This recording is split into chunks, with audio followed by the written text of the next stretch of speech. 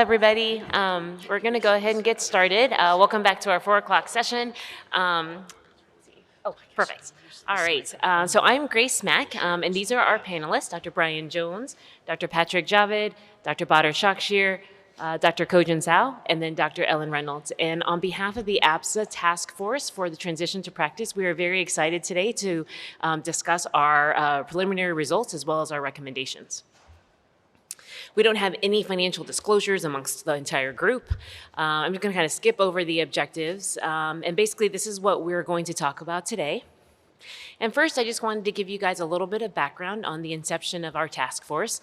Sort of a passion of ours has been the idea of creating a more defined curriculum for the transition to practice for new graduates, and then we sort of extended that to include those transitioning to a new job. And we realize this is a controversial topic, some feeling that this is necessary, some not, with many diverging opinions. And so our thought is to create a structured approach to this onboarding, and analogous to a KO8 for researchers. I don't know what that is. All right, and this would include clinic, surgery, call, satellite hospital coverage, marketing, mentorship, medical legal, as well as adverse events. And so what we wanted to do is to create a task force within APSA that was representative of APSA itself. And so we included program directors, as well as membership from a variety of committees, which we have listed there. And what we wanted is that for it to reflect academic as well as private practice, rural as well as urban practices, small and large groups, and really a wide range of experience. And so what you'll see is this is our entire task force. So we really do have this wide range, and we hope that we really have accomplished this so that we have wide representation of all the different members within APSA itself. And so one of the first things that we wanted to do was to create a needs assessment survey so that we could really determine, what is the current state across the country within pediatric surgery groups, both at private practice as well as academic institutions, and then to determine what really would need to be incorporated within the curriculum. And our hope would be to use these results to create best practice recommendations. And so our survey went out to our APSA membership between February 1st to March 15th of this year. It went to 1131, both regular and senior APSA members, and we had 368 total respondents, which is a 32.5% response rate. And that's actually pretty good, and it was a really long survey for those who took it, so thank you. And basically what we had is a response of, within the responses, we had 28% that were within the early career group, 27% within the mid, and 25% within senior. The not answered are basically you could continue on with the survey without checking early, mid, or senior. And then we had 77 that represented chiefs, practice heads, or chairs, and then 32 that were program directors. So one of the first questions that we asked was, does your institution have a formal onboarding process for new surgeons? And the answers that we got showed about a 50-50 split about what people thought their institution was currently offering. However, when we asked the question, did you receive a formal onboarding process that specifically mentioned your transition into independent practice, only 13% of the early career physicians felt like their onboarding process was specific to that transition to independent practice. So there's either some miscommunication about what's offered or that there's a lack of that formal transition to independence. And what we saw throughout the survey results was there was this really dichotomous relationship between the results that we got. So some surgeons really felt like this was a need that needs to be addressed, and other surgeons felt that this was not something that needed to be addressed. And so if you look at some representative quotes that we got from our open response sections, it looks like the first surgeon there doesn't feel supported by their group. The second surgeon doesn't feel like it's their job to mentor new people, and that transition doesn't seem to be a real issue that they need to address. And then unfortunately, it feels like the third surgeon doesn't feel supported by both their group and their institution. And so based on this constant recurring theme we saw through our results, we feel like this is definitely something that should be addressed and we need to bring attention to. So I'll be talking about proctoring of cases and a backup call schedule. Those are both parts of the survey. So we asked the early career surgeons, did you have cases proctored when you started? And you can see on the pie chart there, over 50% did not have any proctoring, and of those who did have cases proctored, most of them only had a couple of cases. or a few cases. When we asked those surgeons that did get proctoring of cases, was it helpful, a majority said yes.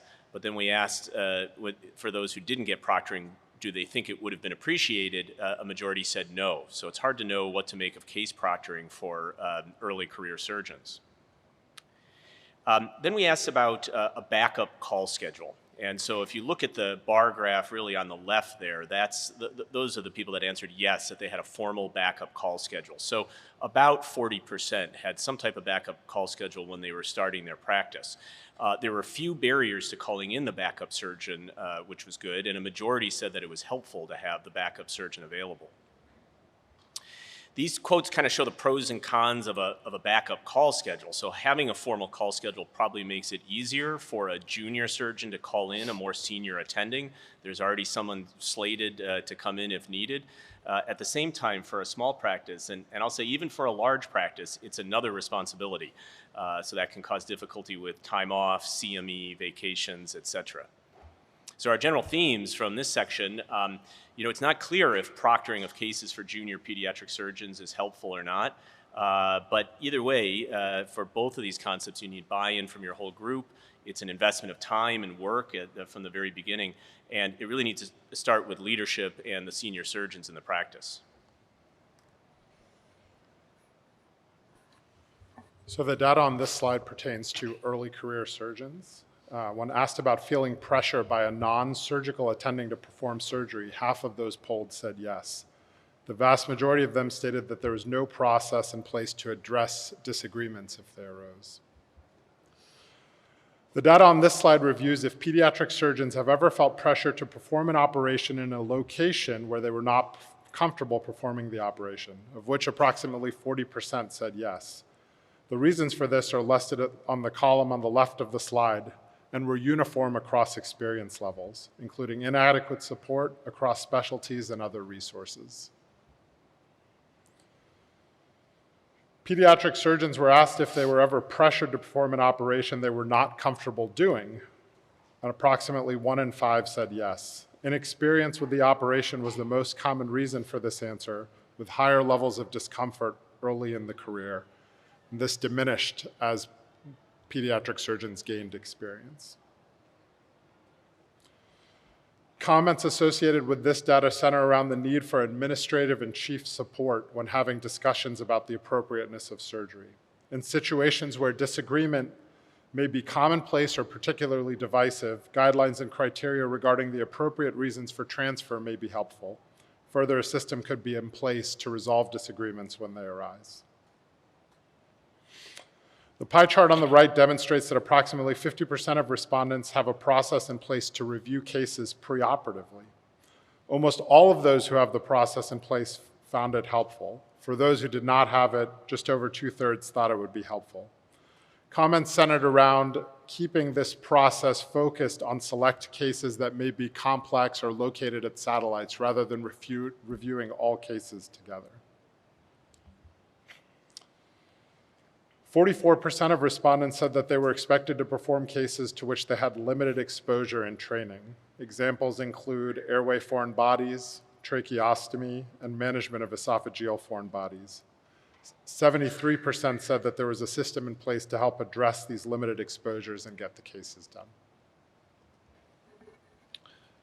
Among those that had careers in the academic world, we talked about mentorship and asked a question about structured mentorship among new hires. And surprisingly, more than 70% of those respondents said they did not have a structured mentored plan, or either they did not recognize that they had a plan for them. A few highlights from this group was early career respondents. Less than 20% said they did not have formal mentorship in their responses. For mid-careers, the question was, were you assigned a mentor at hiring? And less than 11% said they actually were assigned a mentor, surprisingly. We then had further questions regarding the occurrence of adverse events. And what we found that the majority, over 80%, felt comfortable calling for help if they needed it during the case, and they felt comfortable talking to their partners after the case, and they were satisfied with how their partners supported them. However, there was much less agreement that the institution supported you if you had an adverse event, and this decreased with seniority. These were some of the comments that we obtained regarding adverse events, and I would just like to really point out the middle one, because I think that's a very important statement, that I think we need to normalize that complications occur and avoid focusing on the individual. So as one of our, continuing with our themes, I think the information that we've gathered regarding adverse events is pretty common sense, and what we should all strive to do in our institutions, which is to have a culture of peer support. We're all pediatric surgeons, we should support each other. We need to have a culture of open discussion and feel comfortable talking about our complications and our adverse events. No matter how good a surgeon you are going to have complications, and we need to know our limits and when to ask for help, because then we have the best outcome for the child. And this culture can start in fellowship. And I know we've discussed the possibility of adding to a very busy curriculum some training for coping after adverse events. Non-clinical mentorship included questions such as information on work-life balance, the stress of being a surgeon, second victim syndrome, and peer support. And of course, only a quarter had any training in early career on work-life balance.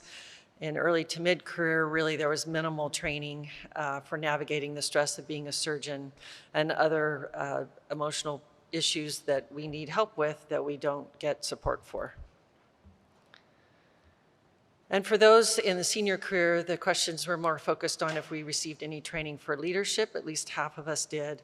But still, only a quarter to a third received any training for how to be a mentor, how to provide peer support, and a second victim.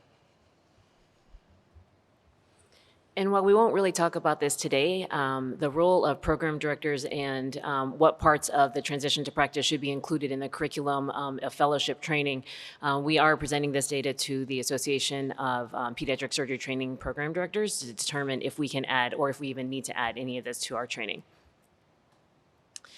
And one of the things that we've kind of talked throughout, and there's a real theme that we noticed within the survey results themselves, is really creating a culture at each of the practices of being able to ask for help. And one of the things that on the representative quotes is that what currently has been in practice, that some places have cultures of silence, or where it was like mental weakness to ask for help.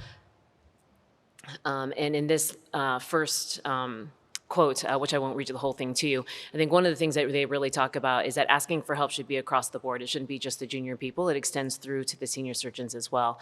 And so for those within practices, if the senior surgeon is also asking for input from everybody else, it really does create that culture of everyone sort of talking amongst each other and asking for help and support. And one of the themes, again, that people had put in the responses for our survey were an open door policy, both in the office, the clinic, the operating room, case discussions, et cetera. And so for us, our task force, the next steps are really evaluating these results, both the open comments as well as the quantitative statistics, and developing from this best practices recommendations. And from this, what we hope to be able to create is a formal onboarding process that can be used throughout and can have elements that are variable depending upon your institution and the different practices within that. One of the things I think that we also have to talk about and mention is that there's obviously going to be a little bit more time and money that would be involved if truly having an onboarding process like this implemented and have to obviously be considered. And we basically have broken down into sort of different elements or buckets within the transition to practice that we would be concentrating on.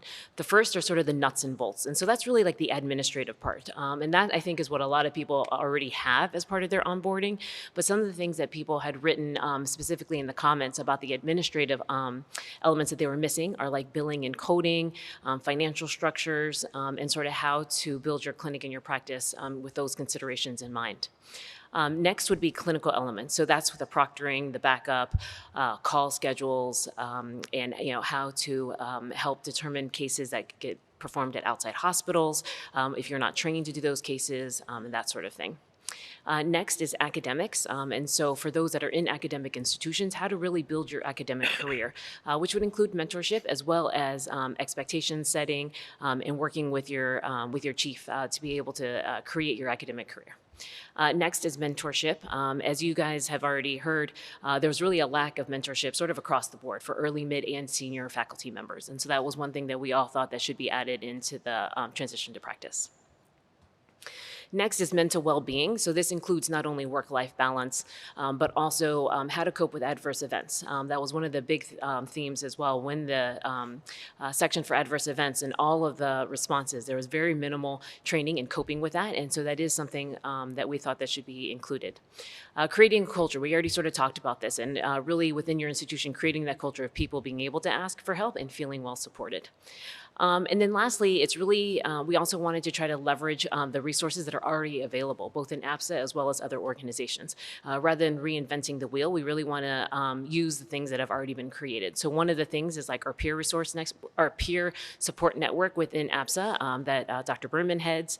And then one of the other things that we talked about is potentially adding into PEAT Score a module either related to coping with adverse events, or other sort of mental well-being.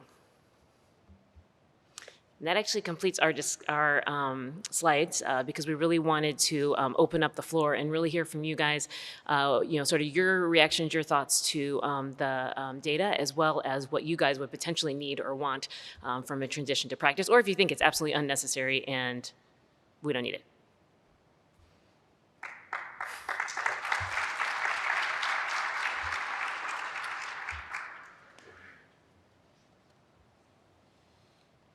I'm sure people have a lot of, questions or things that they do at their institutions that they could talk about. And because I knew you were doing this, we talked to our new hires already in Phoenix about assigning a mentor because I knew that that wasn't happening. So we are doing that, and we would love some more tips and tricks. But I guess my question is for each of you, since you're from a lot of diverse practices, how do you plan on taking these results of these surveys into your own institution? What do you plan on doing first in your own institution?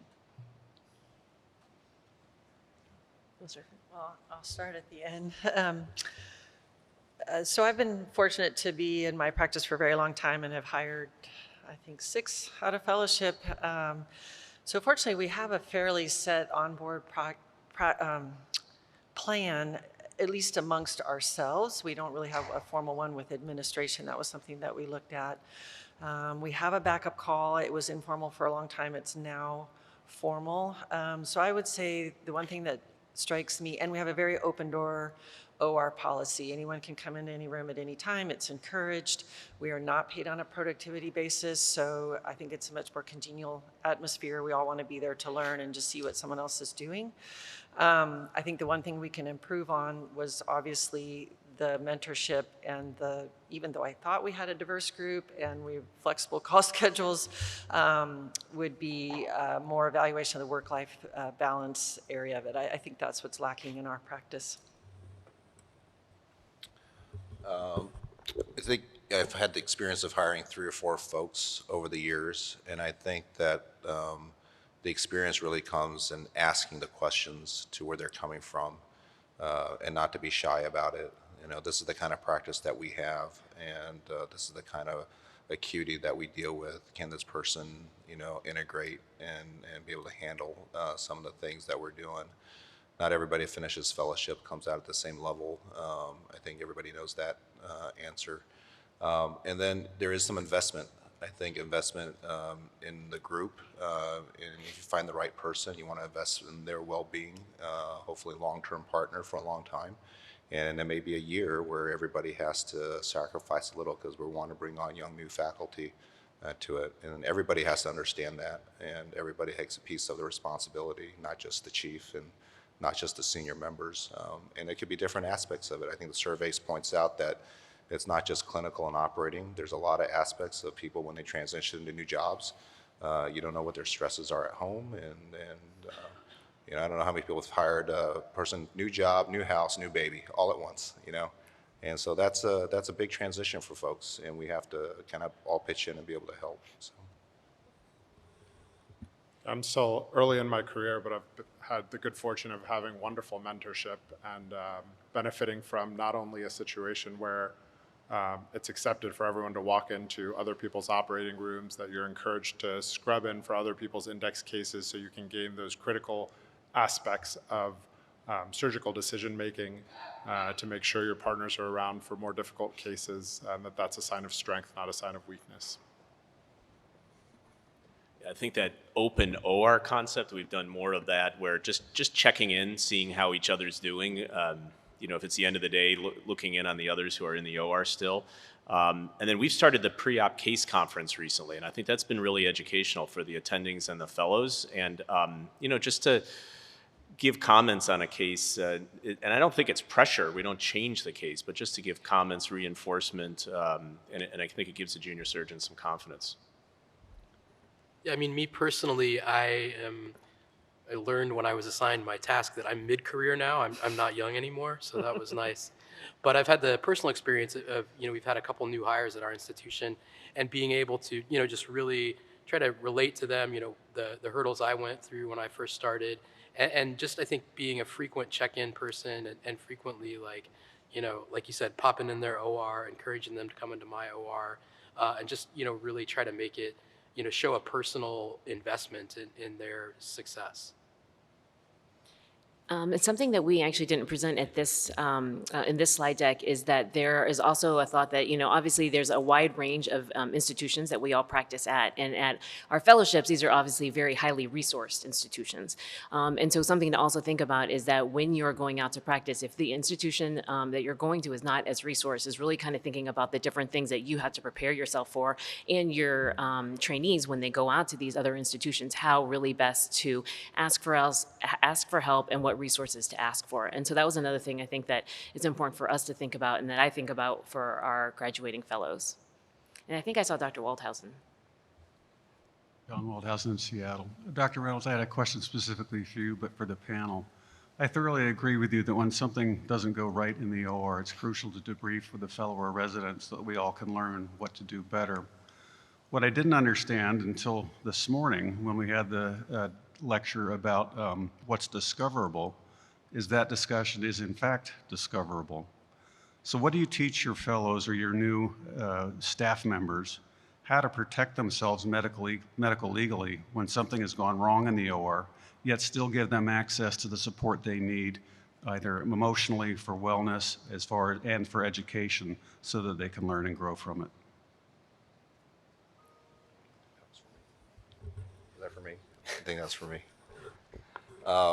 That's a really good question. We actually recently went through some of our own M&M process about discovery, and I think there is a fine distinction between peer review, that is a hospital-based requirement, and what we consider M&M and improving practice.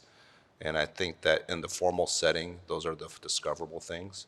But I think a lot of these things sometimes are not really the adverse events that really get people in trouble or even get hurt their confidence in the operating room, but it's some of the soft things, the soft decisions that are being made. And maybe you do get bailed out by another partner and whatnot. So I don't know exactly the answer, from the discovery standpoint, but I know that we don't allow those formal discussions unless it's in a formal setting. And so if I'm having a private conversation, that is our conversation. So. And then I think Mike, Yep. is that you over there? Hey, great data there. One of the things that I think in training programs that we often need to think of is how much graduated independence we're giving our fellows, and I think there is probably variation across programs. Just wondering if that came out in your survey at all, and if there's feedback to programs on how to sort of optimize that. And maybe that's a sensitive question, but I think for preparing fellows for practice, it's something that we need to be proactive about. So we didn't include any of that data here. We did include it to our data for the program directors. And so that was actually something that most people did say that they had pretty good graduated autonomy, both in the operating room as well as in clinic. One of the things the fellows did say is that what they actually are lacking are more bread and butter cases. Like one quote was that I feel better doing ECMO than doing a hernia. And so I think, having that broad, doing both the bread and butter clinic as well as the bigger cases. The great majority of the fellows felt like they had pretty good training in the operating room. It was some of the other stuff that they felt like they were lacking.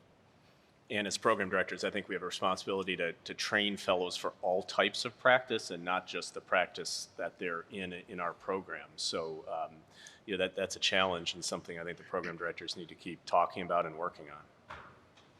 Brett?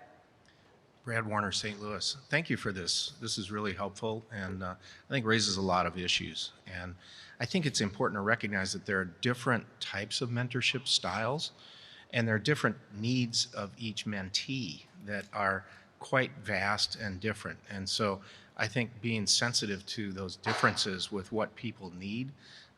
There are some trainees that are finished fellowship and join faculty and feel like they can operate on anything and can take on the world and don't want any sort of, they may be offended if you walk in and check on how they're doing and influence that, and they're kind of like can respond of, hey, don't you trust me kind of thing, versus those that I think need much more sort of handling and being around. But I think the common theme, I think, for a mentor is to care, to really care about that person like that's your family member that you're working with. And I think that's an important thing, because not all the advice that you give is going to be correct.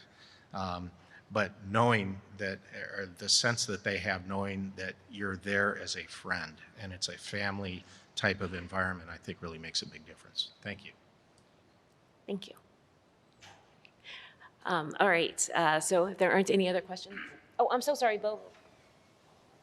This lecture. Bo Lovern. I also want to echo Brad's comments that this is fantastic symposium. I want to bring up the concept of reverse mentoring because I think that's one way to avail ourselves as more senior surgeons to junior faculty and to show them our willingness to help and participate, collaborate, et cetera. Some of these new bucks and does that are coming out have taught me a lot about thoracoscopic traction application for long gap esophageal atresia, other advanced minimally invasive techniques. And I think engaging as a more senior surgeon, empowering the younger surgeon is also a valuable lesson for them in instilling confidence and autonomy as they progress. So that's just one comment I had. Thank you, Bo. All right, thank you so much, everybody, for all of your interest in our work. And if you guys would like to take a very short break, we would like to invite the members of the trauma committee to come up and get ready for their next session on optimal resuscitation. Thank you.